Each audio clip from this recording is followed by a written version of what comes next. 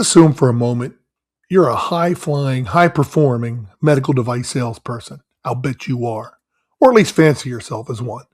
And let's say you deliver products to hospitals. I'll use that as an example. Maybe it's in the operating room, maybe it's in the ICU, but whatever it is, you sometimes have to run things in, or sometimes that's part of the process. And you deliver medical devices to the clinical staff, and they use it for a patient.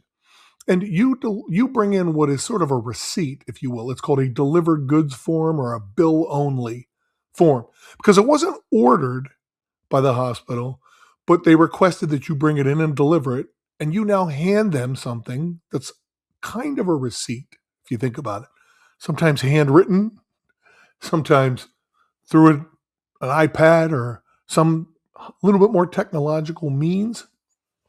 But at the end of the day, you're saying, here's what I brought in, here's what you used, and I delivered it on this date, and it was to have been used on this patient, right? And if you're in the OR, the circulator types it up and types in what implants were used and what was wasted and what was billed. Or if you're in the ICU, they'll type it up and write it because it was applied to a specific patient, and so it should be billed to that patient. And then when supply chain gets your delivered goods form and that information from the patient charge, they create what's known as a purchase order or a PO, you'll hear. So if you deliver something with a delivered goods form, you then have to get the purchase order from the hospital, sometimes same day, sometimes several weeks later. And they have to match. Pricing has to be correct. The parts that you delivered have to match perfectly. You can have no deviation. A penny off and it's screwed up. It has to be fixed. So you get this purchase order that the hospital then says, we're purchasing those products. Please use this number, that purchase order number, when you reference it with your invoice. So I have turned the delivered goods form into the hospital, and then I turn around and turn it in to my company. And when that purchase order number is matched up with my delivered goods form on my company's side, my company then sends a bill to the hospital that is an invoice. Okay, so it was delivered goods form, the receipt, purchase order. Yes, we're acknowledging we'll be buying it. Purchase order number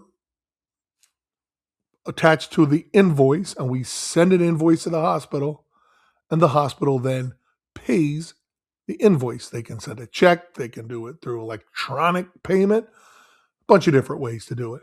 But that's a complex transaction, and it's pretty typical in medical device and in hospitals. But here's the problem. One error screws everything up. It's a lot of transactions that somebody has to pay attention to. Let's be honest, salespeople are not necessarily the best people to do this. So you'll have accounts receivable, accounts payable, purchasing on your company side, trying to match all these things up so that they're getting paid in a timely fashion. And from the time I do the delivered goods form until the time my company gets paid, we try to keep it to 30 days. That's sort of typical in the business world, but it's not always the case. And it's called revenue cycle. From the time I deliver the product until the time I get paid, that's the revenue cycle. And sometimes as you have errors and confusion and mistakes, they go out weeks, months, and it drives companies crazy and slows their cash flow so that they can't pay their bills to their manufacturers, their employees, their bills, because the cash isn't coming in yet. So revenue cycle management is very important. It's not very sexy. It's very, very boring, especially to somebody who's in med device sales, right? But that's where Anatoly Geyfman and DeviceFlow drop in. Anatoly is a very successful entrepreneur, created a company several years ago called Carevoyance, sold it, and has now come up with something that it's almost hard to describe. It's not an ERP, it's not SAP, it's different. And what it helps is med device companies, hospitals, surgery centers, and the reps get paid in a timely fashion without having to hire a bunch of staff, especially if you're a small med device company. That's almost impossible to hire. Let's throw it over to my interview with Anatoly Geyfman here on Sutures and Cents, including season 3, which we are calling How I'm Building This, because I'm talking to people like Anatoly Geyfman of DeviceFlow to find out how they're building their innovative medical device company in a different way in this new era of medical device. Let's go over to my interview with Anatoly. All right, Anatoly, we're next door neighbors, and I'm in the heavy equipment business. I don't know anything about what you do, but I know my other neighbor told me he started something again. He's got something, some business.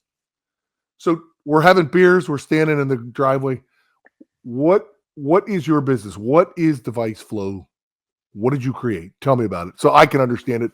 The heavy equipment knucklehead here. Sounds good. And I disagree with the knuckleheads. Like, you know, everyone's got a story to tell, and I love that. To move it, to say it simply, DeviceFlow helps move medical devices. But you know, just a little, like more than 5 words. I like listening to Marketplace when Guy Risdall has a person on. What is your business in 5 words or less? So I've been practicing. It's hard. That. It's hard. It's the hardest, right? But in a few more words. So what we're building is like an operating system for medical device manufacturers and distributors. And what I mean by that is there are lots of tasks that medical device manufacturers and distributors have to do their business. You know, simple things like I need to replenish the implants that I have, or I need to get replacements for the instruments. I need to reserve an instrument tray from a loaner bank. All of these types of tasks require lots of collaboration, coordination between multiple parties. A distributor needs to coordinate or collaborate with a manufacturer. The manufacturer maybe with their third-party logistics provider. And what I noticed, and we can talk about where I noticed and how I noticed it, but what I noticed, and after I interviewed a bunch of organizations, is that a lot of these are manual tasks and they're done via email, text messages, and phone calls. And so, and it's great, you know, if that's how you want to spend your time, but I think increasingly companies don't want to spend their time doing it that way. Especially with operational and margin pressure that Wall Street is, you know, putting on public companies right now, but, you know, even private equity owned companies, especially maybe, and smaller growth companies, everyone wants to streamline their operations. And you can't streamline your operations when you have to grow your headcount linearly with how many messages you get in your mailbox. And so from that perspective, I think that there's a big, opportunity for what we do. And that's what, tuned me into it initially. But I've been working with sales folks, commercial folks in medical devices for the last, 15 years. Many of them are my friends, and I enjoy talking with them, and I enjoy working with them. And I think that operational responsibilities are sort of like, they're crimping the opportunities that are available in the industry. And I think that streamlining these, the operations of these companies is like important work to do. And Well, how does it meet? How does that the DeviceFlow rubber meet the proverbial road? Right? Like, because I know you've shown me some things that are pretty crazy. Because for the audience, if they don't know, like a lot of times in orthopedic spine, foot and ankle, that stuff, I don't know if cardiac's the same. Interventional, I'm not cardiology, I'm not sure, but sometimes you find out about cases via text. Right? Yeah. Sometimes you find out via text. Sometimes you find out from the coordinator. Sometimes you find out from the scheduler. Sometimes you find out, and you're trying to book things, and it is very manual to this day. It seems and so that's the perspective I often come from. But you also come from a different perspective. So explain to me how this would help a sales organization. Because let's start there. How does this help a sales organization, right? Yeah. Let's split it up into two types of sales organizations, right? There is the field sales organization, and there's the commercial organization that's in the headquarters, right? Yep. So the commercial organization in the headquarters, it's got to staff up. They've got customer service, and they've got other folks, and their responsibilities are to really communicate and collect. They're the go-betweens, the different folks in the field, right? And let's use a practical example, right? So, Mark, you're a sales rep. You get a call from an ambulatory surgery center that you represent a manufacturer at, and they're like, "Hey, Mark, we have a surgery next Tuesday." Okay, cool, right? So next Tuesday, so you have to ask a few questions, like with whom, when, and what type of surgery it is.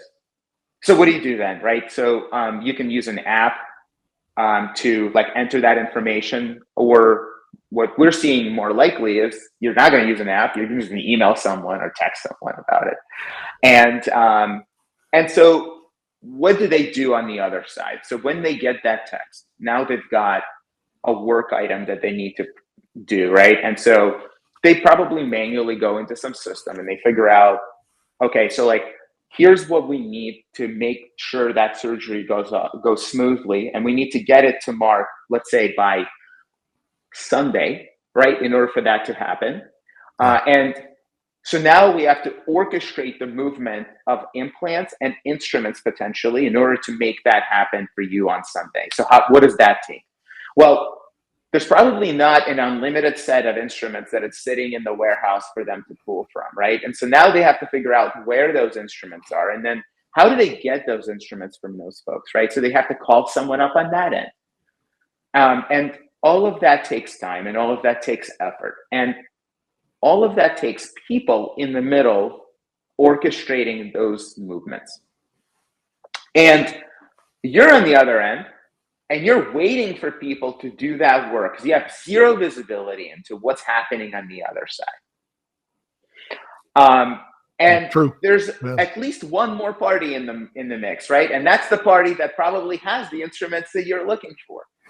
So now it's a three-party cyst problem, right? Like, I don't know, there's a great book called The Three-Body Problem, right? Like, one-body problem is really straightforward. Two-body becomes very difficult, but three-body is almost impossible to orchestrate really effectively quickly. And this is where we are, right? So now we're orchestrating a bunch of these movements. And at the end of the day, you get a notification at some point, maybe you do, maybe you don't, that something is coming your way because they were able to get in touch with the person who has the thing that, the instrument tray that you needed for that surgery, and that gets shipped over. Right. And you can imagine that at scale, this becomes an extremely problematic workflow because one, you can only do this so many times during the day. Two, when these are when these types of actions are delayed, you have to make up on the other end. And what I mean by that is you have to expedite shipping. Yeah. And now you're shipping 50-pound boxes across the country, and now you're shipping them overnight. And I've seen some shipping bills of some very large distributors and manufacturers, and it's astounding. It's astounding the amount of money. It's astounding. Yeah. And shipping prices are not going down; they're going up because there's a lot more competition for the truck space in these UPS trucks or FedEx trucks, etc. Because our friends at Amazon are shipping more and more items too. And so this becomes an ever-growing, more untenable problem as it goes on, right? Shipping costs are rising because hopefully your company is growing, and so you need to add more people to add to the pool of folks that are transacting between all of these different parties, and because they're getting backed up, now you have to ship more and more overnight, and that increases. So it's sort of like a snowball effect of problems.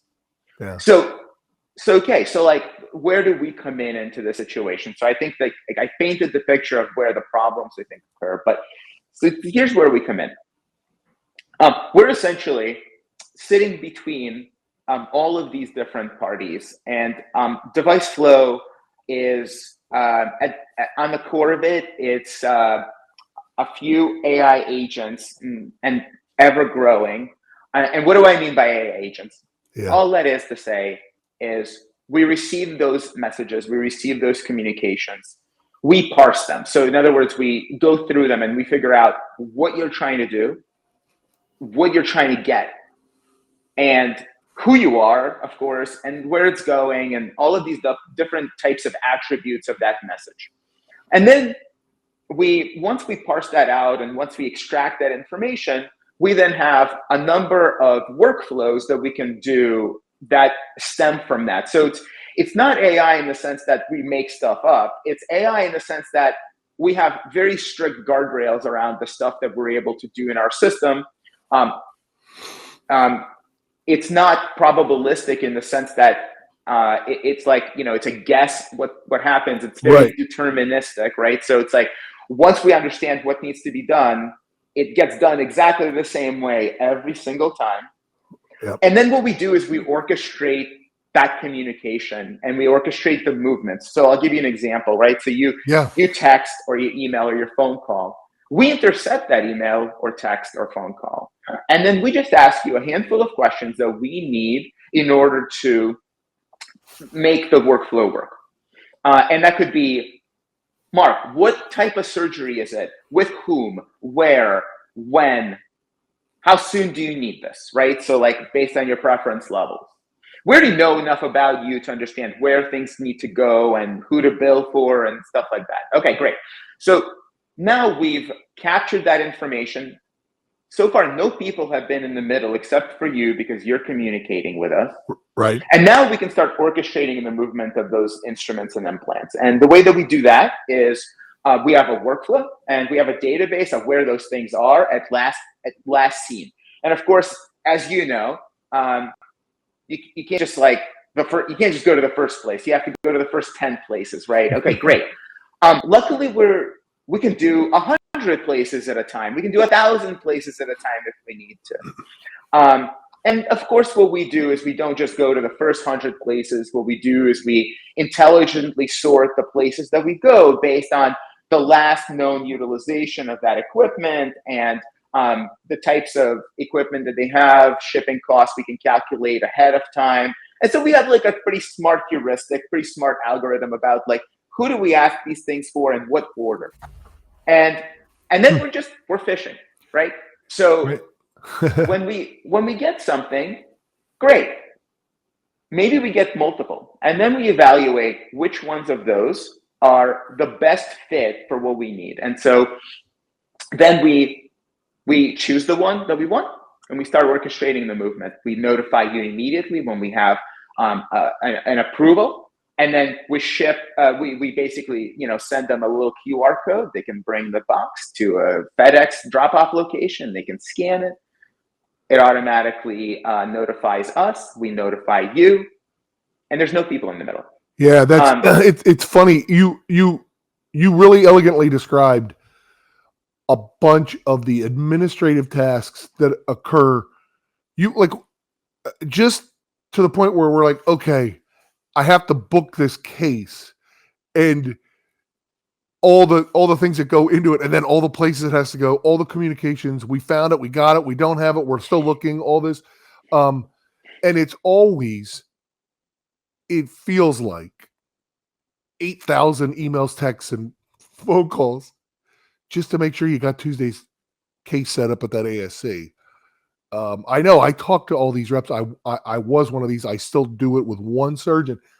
And and like the when you have a customer service rep you can count on, you want to shower them with gifts and thanks because they because they kind of know, oh, is this at that place? I know the address. I know what you need. Yep. Do you need this? And you're like, oh my gosh, I don't have to remember all that stuff, right? Or I don't have to cut and paste it. I don't have to whatever. Yep. And that's one part of it is my guess is that's what DeviceFlow makes really easy, right? And repeatable and way less of me having to remember things, I'm guessing, and manage them. Wow. So, and also, I mean, I think a big value that we provide to the rep is, I think every rep would love to have a personal assistant. And especially for this particular problem, right? For the scheduling and the operation, like the execution of the operational administrative tasks. And that's what we like aim to do. And we can talk about other things that we aim to do for the reps that are in the same vein. But I think that we identified this one as very quickly as one of the top time sinks, especially for orthopedics. And then there's other sectors of the medical device economy that look similar, but for orthopedics, this is where we see a lot of the time waste. So let's stick with it for a second, and then we'll go to a couple of other things because totally. So this is going to be a weird question, but I think you know what I mean. Yeah, that what you just described, that capability, is clearly like I don't think you'll find a medical device rep who's doing a lot of this, because not every medical device rep, there's different types, right? But they're going to understand this the minute they see it. You showed this thing to me several weeks ago, and I was like, oh, okay, now I got it, right? Like I got it, I understood it. Who buys that though? Who is your customer for that product?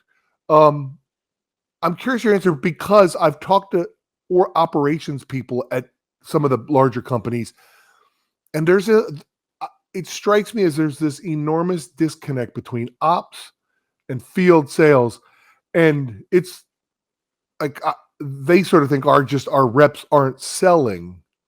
And you're right, because they're doing all of this, right? It seems sometimes. So who's the customer for that? Who would buy that from you? Yeah, well, let me answer it like I'm going to get back to who's the customer, but look, I mean, I'm not going to take the opportunity not to talk about this. I'm going to take the opportunity to talk about this because, of course, I think you put your finger on exactly the right question, and that's like, what are you doing if you're not selling? And so Salesforce did a study a few years ago about what percentage of the time do sales reps sell? And they found that 70% of the time they're not selling. So what are they doing? Administrative work, paperwork. They're like getting their expense reports ready. They're doing all of the other activities that go around the core sales activities, but not the core sales activities. And they obviously are very interested in helping sellers sell more of their time, right? Because that's what they do. Salesforce is a software for sales reps. But look, in medical device in medical device sales, I wouldn't be surprised if the number is even higher, because the operational and the execution burden is even higher. So who is the buyer? Executives love this solution, right? Executives love to reduce operational costs, because they know that if their revenue is growing linearly or hopefully exponentially, but let's be honest, like in medical devices, probably linearly, then they're adding costs linearly to their operations. And it's just not that attractive from an investment perspective when you've got a company that's growing linearly and adding costs linearly. What you want is sort of like some kind of like an asymptotic cost curve, right? So like, yeah, I'm gonna grow linearly like this, but my expenses aren't gonna get that much higher. Right. We're going to do more with the same, basically, in a Yeah, simple way to do it. But you that's one of the issues that people have found in a lot of med device outsiders who come in, like, wait a minute, as you scale, you have to keep scaling to continue to support your. you have to. Yeah, The cost of revenue doesn't. It's not. Your margins are not going to increase a ton. If you don't really think through your operational challenges, and I come from the software world, and certainly in software, the cost of starting up a software company are quite high, but you're not scaling linearly when your revenue is scaling. Not if you're a good software company. You've got some asymptote, and your revenue is scaling like this, and your costs are scaling like this, right? So that's what we want to achieve, and I think if we can do this for medical device companies, then medical device companies become much more attractive from an investment perspective. And here's what the mission part is, right? Like my mission, I've worked in this industry for a really long time. I know a lot of medical device executives, CEOs, entrepreneurs, and I know a lot of folks who sell medical devices. I think we all want this industry to grow, and I think we all want this industry, to be recognized for how important it is. But if we don't fix the operational challenges, then it's going to be tough to do. I'll give you another number. Yeah, please do. In aggregate, the medical device industry, let's say, is growing about like 4 to 6% annually, but the sales, general, and administrative costs are growing at about 13% annually. So that is not great. That's not sustainable. Yeah, it's not great, and it's not sustainable, right? And so I think that there are many, many solutions, and I don't think DeviceFlow is the only one. And certainly, from a business model perspective, maybe things have to change, but certainly from an operations perspective, things have to change. You can't just be staffing up people in order to taking manual phone calls and text messages and emails from people. No, it is sort of stunning sometimes, the high tech of med device with the low tech. Some of the operations around you still sort of scratch your head when you look at it. And it's being pulled into this century. It sometimes feels like, honestly, that is, everyone in operations that I've met is doing their level best. And I think that the industry overall was in an expansion mode for the last, decade or two, right? And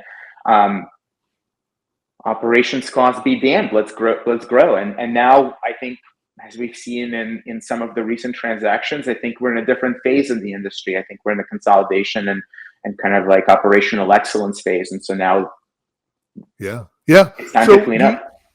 So you said you feel like the customer is, or the executive. So when you mean specify that executive being, who is that? Is it the CEO, the CFO? So commercial leaders. So we have a few customer personas, and as anyone who's built a company, every plan is great until you get punched in the face, and so we're continually getting punched in the face, but we're learning, right? And it's great. So look, from a commercial standpoint, commercial leaders want to free up their sales folks to do their best, right? To do their best in the field, and that means free them up from administrative burdens, right? And so how do you do that? Well, in the past, what you did is you hired junior folks to do that work for you, right?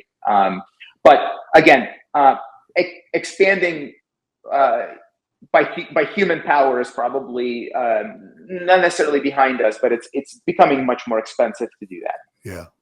And so technology, right? You try to solve it with technology. The other thing is, if you're a medical device manufacturer and your interface to your medical device distribution organization, like your field team, is phone calls, emails, and text messages, you're probably not going to be that attractive to work with. And so from and attractiveness of the interface. In other words, like attracting folks to work with you because you not only have a great technology, but you have a great organization behind it.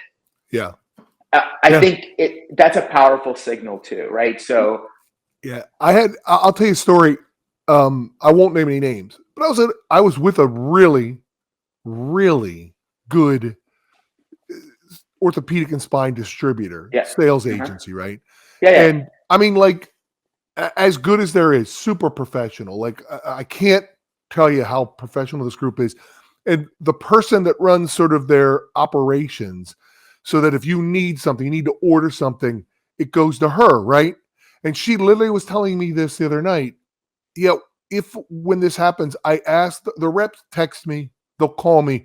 I ask them to send me an email because it's my inbox, right? And it's my to-do list. And you know exactly what I'm talking about, right? And she's dynamite, right? Like, she's dynamite.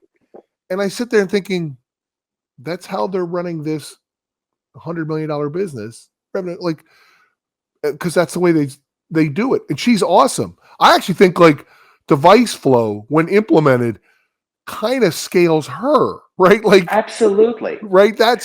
She can continue being awesome. Yeah, she can continue. Like, we're not putting people out of work. We want more of her. Like, we want more of her to do more work, more stuff that she is, especially great at. And I doubt that it's answering questions from sales reps that come in at 11 o'clock p.m. Right. That's work that doesn't need to necessarily be done. And if it does need to be done, then she should be able to prioritize that work over the other work that doesn't need to get done. And if your mailbox is if your to-do list, how do you prioritize? But other than going through every single one of your emails coming in. Yeah. And so I guarantee she's good at it. But like, still, like, is that our system? Really? Right. And from a personnel perspective, right? It's a tough sell to get someone awesome to join your company if, the pitch is you're going to have to be, you have to answer emails at 11 o'clock at night for surgeries that have to happen in 2 days, right? Are you going to be able to attract the best talent that way? That's actually a really interesting way. I wouldn't have thought about it that way. Huh. Yeah. Let's take a break for a minute and talk to our sponsor, me. This podcast is brought to you by me, Mark Copeland, the Value Analysis Whisperer. Have you ever tried to get a new product, your new innovative medical device, approved in an ambulatory surgery center or hospital and failed? Have you ever thought about the amount of patients who can't get access to your innovative medical device because you can't get it approved? Have you ever thought about the clinician champions of yours who are frustrated because you and your company can't get your new product approved where they work? Of course you have. We all have had that happen. Here's the difference. Are you ready to make a change and do something about it? If so, go to my website, valueanalysisexpert.com, and click on some time with me, Mark Copeland, the Value Analysis Whisperer. You can do this. I will help. Now, back to our podcast.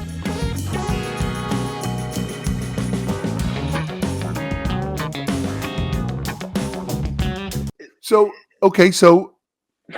Sure. It's really interesting. As you know, every time we talk, I come away going, man, he got in my head again. So we think that's one of your customers. And by the way, Steve Blank says it way better, right? Like, Steve Blank says, like, so many people think you think and then you get punched in the face, right? Mike Tyson's famous quote. But actually, you're running experiments, and you're iterating quickly because you're learning. You have a hypothesis, you test it, you're like, not quite close, and you adjust the molecule or whatever it is, right? Yep. So I actually do think, I know you're good at that. I talk to you, and when we started talking 2 years ago to now, it's changed because you've synthesized a lot of feedback and you've run a lot of experiments. And that's right. And we've deployed product, and we've learned what doesn't work, and we learned what works. Yeah, exactly. Yeah. So what have you learned? I know it is actually kind of fun. If you can handle it every day, it's actually really fun. Sure. What have you learned that you didn't anticipate when you started this a couple years ago? Because you've been in the business for a long time. You had a very successful company that you started and sold and exited. That you know what you're doing, which sometimes means I know we don't know what we're doing. That's why we have to go experiment and figure it out, That's right? right. What have you learned that you did not anticipate? Yeah, absolutely. So um, I can, let me kind of like break it down by Yeah, please. by area. So what we learned on the product side is how important it is to be, to like minimize, right? Like, like I love building stuff, and I'm a maximalist in that way. But actually, like, the surface area of your product, like as how much you do, it's really meaningful. And if it's too much surface area, if it's too much to understand, then it becomes overwhelming right away. And so, like, Yeah. how do we minimize the experience that folks have with our product initially? And how do Right. we nail that initial experience, right? So that's what a lot of the recent learning has really been all about is um, how do we nail that initial rep experience with our product, and more importantly, how do we measure that so that we can know whether we're nailing it, right? Because like I'm not going to be standing over your shoulder for every rep out in the field, but what I can do is I can instrument my application so that we know exactly what happens, and we know exactly what the outcomes that we want to achieve, and we know how close or how far we are from those outcomes. And so, um, figuring out those metrics, figuring out that experience, and then being able to very iteratively kind of like approach some some maximum or something like that Yeah. works out all of our favors. Yeah. Well, so like the simplicity, I like that. I like your term surface area because I know what you mean. I Like didn't invent what it. It's a software term, but yeah. I know. All right, but I'm going to credit you anyway. I still, who cares? I like it. But yeah, when you open something up, DeviceFlow in this case, but which I've not done, right? Like you showed it to me a couple months ago, but I have not opened Yeah. it. And is it? I was thinking it's not technically, or you may describe it on the website, is not an app. It's co-pilots or agentic AI, right? Like that work with these things. But I assume there's still something I'm Yeah. going into, right? To say, Yeah. I have a case with Dr. Geyfman. It's this on this date, and I need a standard thing, Yeah. right? Like that's Totally. kind of what one of the things you can do. Is that right? Yeah, How that's will right. people use this? Yeah. Yeah. So good question. So we have lots of ways that you can leverage what we've built, right? So, you know, one way to leverage it is, we have a web app, and it works like a mobile app on your phone. And you just go in, and it's a shopping cart, like for ordering, or it's like Right. you take a photo for billing. This is what it looks like. Really Oh yeah. not, Yeah. We'll very put some videos simple. up with this too. Yeah. Yeah, very simple. It's not too bad. But I think the more unique ways that we use it is, when I was thinking about, and we did hundreds of interviews, sales reps and operations people and commercial leaders and executives. And what we came away with is like, look, these are established workflows. And in healthcare, like I said, you nail the workflow, you'll nail the use case, right? So because so many of these workflows, they're just, they're like text message or email centric. One of the core ways that you can use DeviceFlow is using your text messages. So you can text us. I like, the joke is, we have our agent's name is Flo. So you text Flo and you say, "Hey Flo, I have a case," and Flo asks you questions. And the questions are exactly the same questions you would put into a form, but they're in a more conversational tone. And as you put them in, we get your answers, and we match them against what you already have in the system in DeviceFlow for who are your accounts, who are your surgeons, what types of templates that you have for cases. If you have already, kits inside of our system, we can match to a kit. So all of these things are data already in the system. So what we're doing is, while we're having a conversation with you, we're always looking up this information. So we are not guessing. Again, it's not generative AI in the sense that we're making things up. It's generative AI in the sense that we can ask the right next question, but it's still very deterministic about what we actually do about the answer. Right, right. And so our workflows can be completely done in text messages, not touching a single person. I mean, except for you texting, right? Right. Yeah. Yeah. And so the data on the back end looks identical, as if you went into this app. And we know from a compliance perspective, that's extremely important. You need a you need a record of everything. And we're sending you stuff out. We need to make sure if we have serial numbers on that, we need to record those things. And if we have lot numbers, we need to record those things. So all of that stuff happens. That all stays the same. What we really innovated on is how you get the information into the system, how quickly, and like different modalities that you can use to do that. Yeah. I remember watching you give me a demonstration of this, whenever it was, and I was sort of blown away by how easy it was. And I could see what you were doing, and it made sense to the person in the field immediately. Right. And so you were also talking to me about something else. I don't know if you guys are still exploring it or not. It's okay. But you were talking to me about sort of closing I'll call it the paperwork loop, where you're able to put a delivered goods form to an invoice to it. And that is a difficult, annoying administrative process that I think it's welcome by hospitals, ASCs, operations, sales, everybody, right? And you were talking about how you guys were tackling that. Are you still doing that? Is that something, or is that like something yeah. So talk to me about that. No, absolutely. So again, absolutely. So I appreciate it. I love this. I love this. You could be our spokesperson.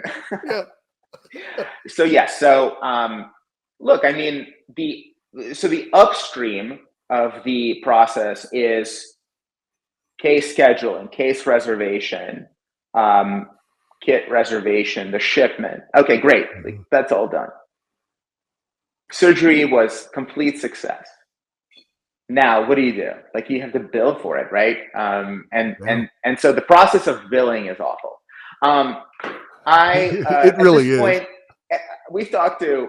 It's like, it's comical how bad it is, and it's almost an indictment of the industry how it hasn't been really solved by all of the vendors that are, like, extracting money from this industry without solving these core issues. And I want to keep this positive, but like, look, here's the deal, right? I think the state of the art right now in this is, you take a photo of a few barcodes and it recognizes what they are. That's great. Okay, great. So we have that, right? So that's really, again, let me pause for a second. You just described that as state of the art, which it is, which is damning with faint praise, right? Like, that's right. That's I hope people read between the lines. That's tough.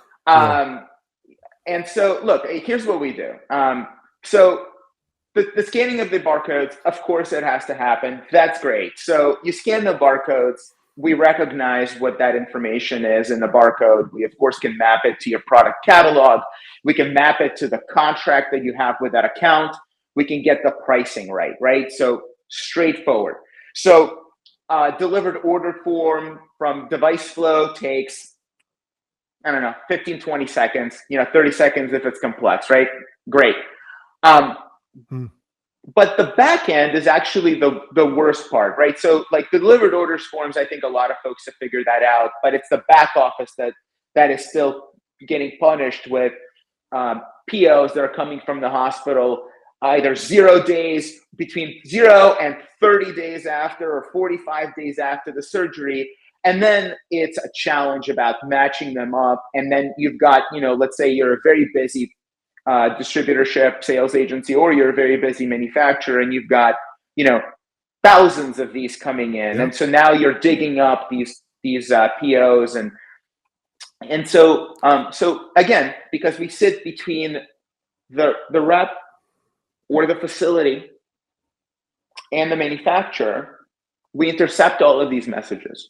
When there's a PO comes in, we just parse the PO, just like we parse the message from you asking for an order. But instead of aligning with an order or a reservation workflow, we align it with a PO matching workflow. And we extract the information. Again, in technology, this is very straightforward at this point. And we've invented some stuff and we've innovated some stuff there. But let's say that that's probably not the root of our innovation. Where we've done something that's really cool is we've allowed multimodal communication with our systems. In other words, emails, texts, and phone calls, and the app that we have on the phone. And so when an email comes in, we match it automatically to an existing delivered order form. And if it matches exactly, then we also look at the line item charges. If it's a capitated case, then we look at the capitation table and we figure out whether that's been calculated correctly. If there's an outstanding issue on it, we highlight that issue. And that's where, the great folks in billing, that's really where they can shine, right? As they can resolve these questions quickly. They can get that order to the next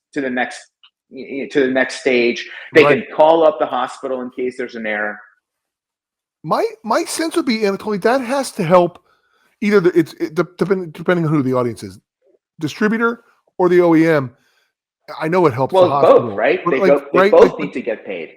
Yeah, I was to say your revenue cycle shortens, I would think, right? Which for people like me who 10 years ago didn't know what that meant, that means, hey, we get paid sooner, right? Like, why don't we just call it that, right? But to sound smart, we call it revenue cycle.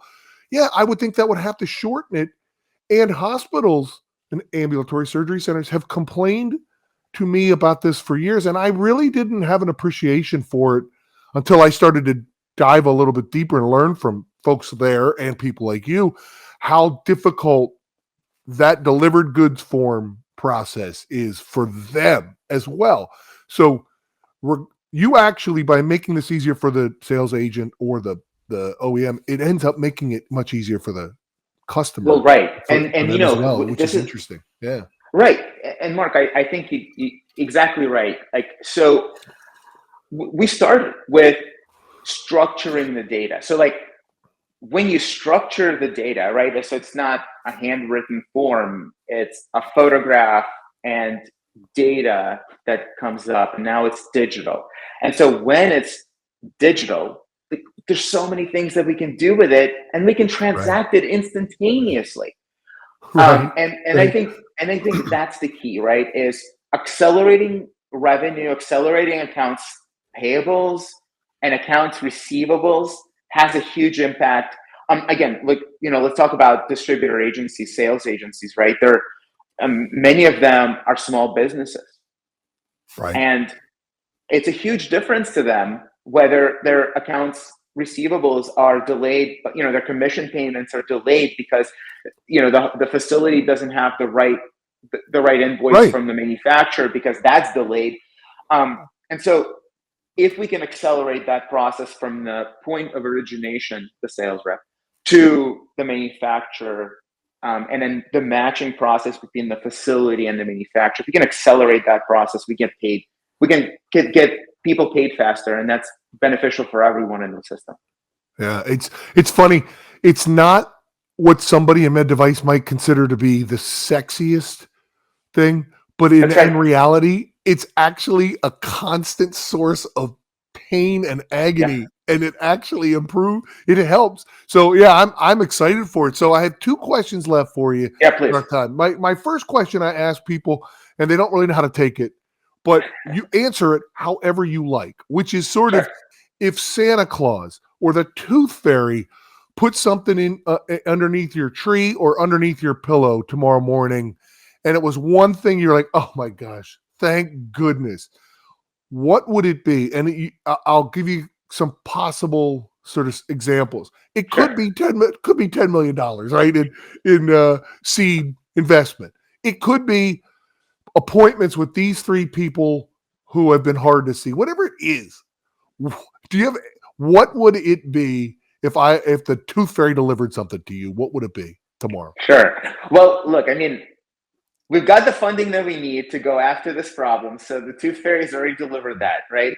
And congratulations, by the way. That's awesome. Thank you very much. Yeah.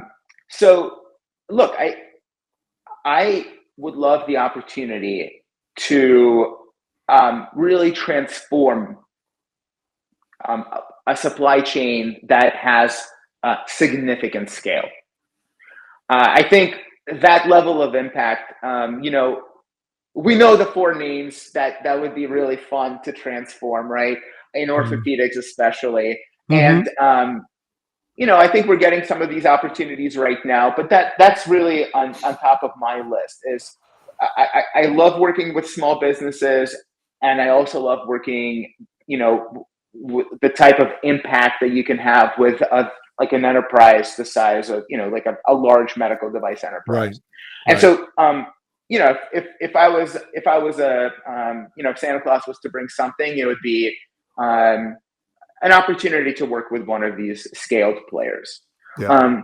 Short of that, what we would love to do, the other thing is, I believe in enterprise, and I believe in entrepreneurship, and so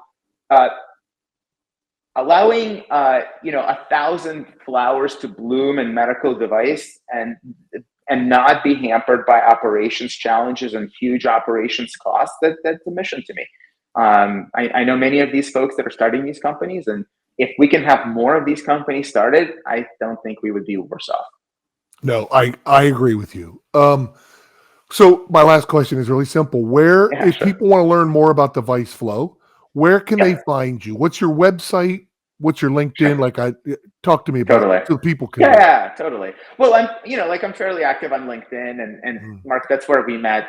So it's crazy. Right? My name is Anatoly Geyfman. I think LinkedIn is great. LinkedIn is, folks find their tribe, and they, hopefully they don't, post too much inane stuff about not related things, but if they do, that's cool too. But it's a great place to learn about what people are working on and what are they excited about. And sometimes it could be a little showy, sure, but most of the time I find it to be like really interesting to learn what people are excited about in the industry that I work in. And so I've got lots of folks that I know in medical device and on LinkedIn, and it's each day that I visit the feed, it's like really interesting. Like people are traveling to conferences. Here's where they're learning about. Here's who they're meeting. So it's fun. And you can also find us on our website, DeviceFlow.com. We had to spend a little bit of money on that website, but it's a good name. It's easy two easy words. Everyone knows how to spell them. So DeviceFlow.com. Yeah. Well, and people I know I signed up for it today. Can get on your email list. Because I think it's a good way to pay attention to emerging companies like yours, is to let it do the work for you, send you updates. But yeah, I'm excited. I think you're onto something. I know you're very good at this. I think you're a good person. I see you're hiring, and I'm like, they're getting there. Wherever it is that he's trying to get them, they're getting there, right? And we're working on it. Yeah, that's why. I enjoy talking to you, and if I can ever help, obviously, you know where to reach me, but I'm excited to sort of get you out here talking about your company on this, because I just think you're actually going to help a lot of people. I really think so. I really think you're going to, or otherwise I wouldn't have invited you on. I really appreciate it. And if there's one ask I can ask, and this is an ask not to you, but to your audience. We're really eager to understand what problems you're working on and what's keeping you up at night. If you're a commercial leader, you're an operations leader, how are you thinking about scaling your organization? Let's say your device is amazing. How do you think about scaling your organization 2x? 5x, 10x? And what are the costs of that scale? And I would, be eager to talk with you about how we can help you scale in a cost-effective manner and provide extreme satisfaction to the reps that you work with. And so if that's you and that's what you're thinking about, get in touch. I like it. That's a fair ask. All right, Anatoly Geyfman, DeviceFlow, my friend. It's great talking to you. Thanks so much, Mark. Appreciate it. Okay, so that has concluded our first season of How I'm Building This by Sutures and Sense. We're going to take a couple of months off while we do more interviews. So if you have a recommendation of someone that you think would be an interesting interview, they're building something really interesting in medical device, could be a product, could be a service, could be something like Anatoly just talked about. I'd love to talk to you. I'd love to hear about it. So I'll give you my information and please forward somebody to me, or if you would like to be interviewed, let me know. It's mcopeland@valueanalysisexpert.com. And thanks, and look for more interviews coming later this year with founders, CEOs, inventors who are creating medical devices and products and services to help patients in an innovative way. We'll see you next time.